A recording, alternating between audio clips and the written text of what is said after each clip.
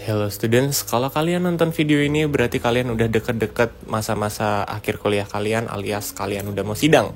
Atau mungkin masih sempro, but it's okay. Inti dari video ini kita bakalan ngebahas pertanyaan-pertanyaan yang sering banget ditanyain dosen. Dan rata-rata pertanyaannya itu sama, tapi pertanyaannya itu bisa membuat kalian ngeblank alias kalian gak tahu mau jawab apa.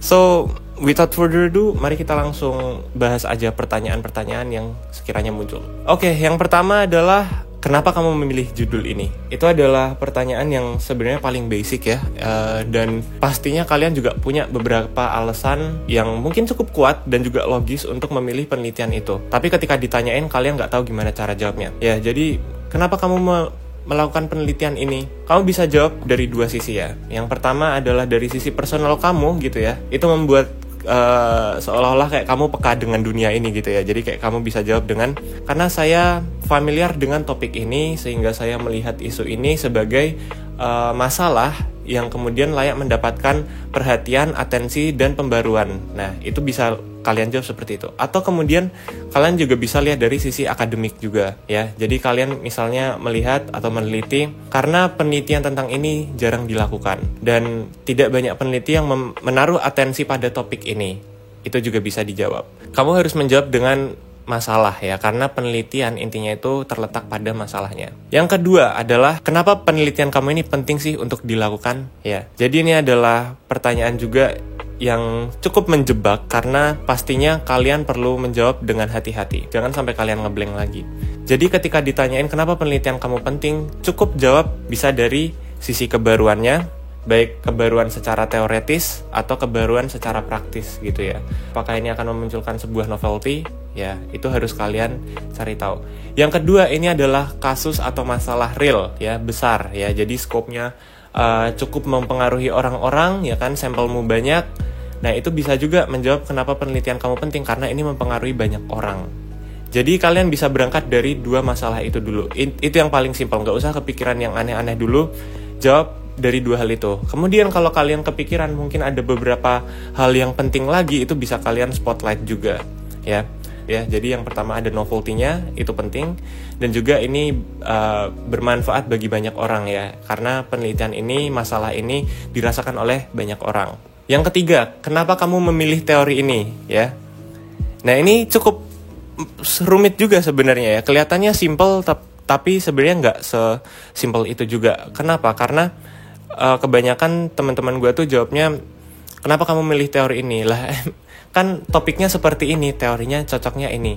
Ya, tapi kan kemudian misal teori komunikasi pemasaran aja udah banyak gitu ya. Udah ada ya Keller, Philip Kotler ya kan. Kemudian ada banyak lah Chadwick dan sebagainya. Nah, teori yang kamu pilih ya harus lebih spesifik juga ya sebenarnya. Jadi misal komunikasi pemasaran Chadwick ya, saya gunakan. Kenapa? Karena Chadwick ini menggunakan pendekatan 4P misalnya gitu ya.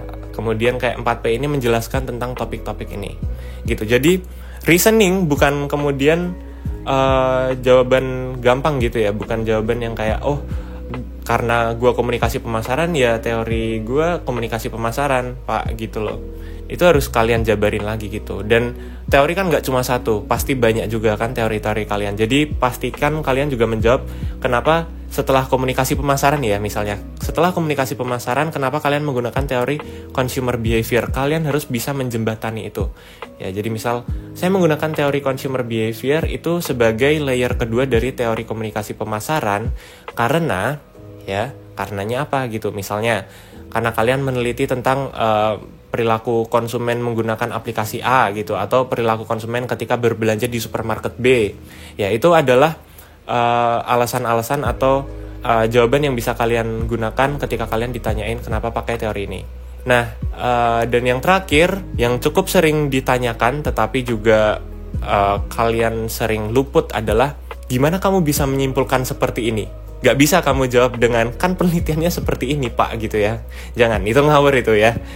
Nah, kamu bisa ngejawab dengan menjelaskan dulu urutan-urutan dari penelitian kamu gitu ya. Menyimpulkannya bagaimana. Itu bisa dimulai dari kamu mencari kasus kamu gitu kan. Mencari tahu tentang kasus kamu.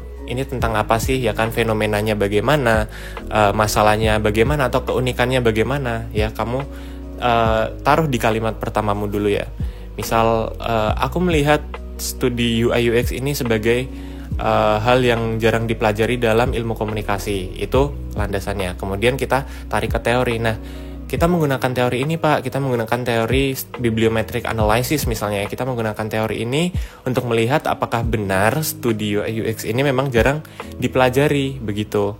Nah, kemudian kalian jelaskan temuan data dan pembahasannya itu seperti apa. Jadi Pak, temuan datanya atau pembahasannya itu menemukan bahwa ternyata memang benar bahwa studi UI UX ini tidak jarang dilihat dari segi komunikasi, tetapi dilihat dari segi bisnis misalnya atau teknologi. Nah, maka dari itu saya bisa menyimpulkan bahwa dari data yang saya peroleh, memang studi UI UX ini jarang digunakan di studi komunikasi, dan kedepannya padahal banyak loh potensi studi komunikasi untuk melihat tentang UI UX. Misal begitu, udah simpel kan? Jawab aja 1 menit nih. Tadi ya, coba kamu scrolling ke belakang 1 menit, itu jawaban 1 menit udah cukup. Ya, begitu. Nah, terakhir sebenarnya ada juga gimana kamu bisa memprediksi pertanyaan-pertanyaan dosen ya. Yang jelas pakai ChatGPT. Oke, so gue juga pakai ChatGPT. Sebelum gue sidang, gue mempelajari kira-kira dosen ini menanyakan gue pakai ChatGPT gitu. Dan menurut gue akurat sih, karena memang banyak juga pertanyaan-pertanyaan yang relatif muncul dari ChatGPT. Caranya gimana? Oke. So, langsung aja buka ChatGPT gitu ya, dan langsung masukin file skripsi kamu ya, masukin aja set gitu ya. Terus nih, masukin prompt ini nih. Nah, kamu bisa screenshot aja di menit segini ya. Nih boleh di screenshot. Ini promptnya ya. Kalian langsung copy and paste aja, masukin ke ChatGPT, dan udah langsung enter aja ya. Biarin ChatGPT buat ngisi dulu. Oke. Dan kalau misalnya udah, nah kan udah muncul tuh ya pertanyaan banyak nih, ada berapa tergantung kamu minta berapa pertanyaan gitu ya, 15, 20 gitu. Nah, sekarang coba kamu jawab berdasarkan logikmu. Tapi kalau misalnya kamu mau minta ChatGPT buat jawabin, juga bisa ya. Tinggal masukin prompt yang ini. Ya, terus habis itu masukin pertanyaan mana yang pengen kamu jawab, udah deh, voila. Gitu. Dan kalau kalian mau promptnya, itu ada di link di description ya. Jadi cek aja. And kira-kira itu aja sih video kali ini. Good luck buat ujian-ujian kalian dari sempro sampai sidang. Dan kalau masih ngerjain skripsi ya, jangan lupa buat diselesain. Semoga cepat selesai. Ciao.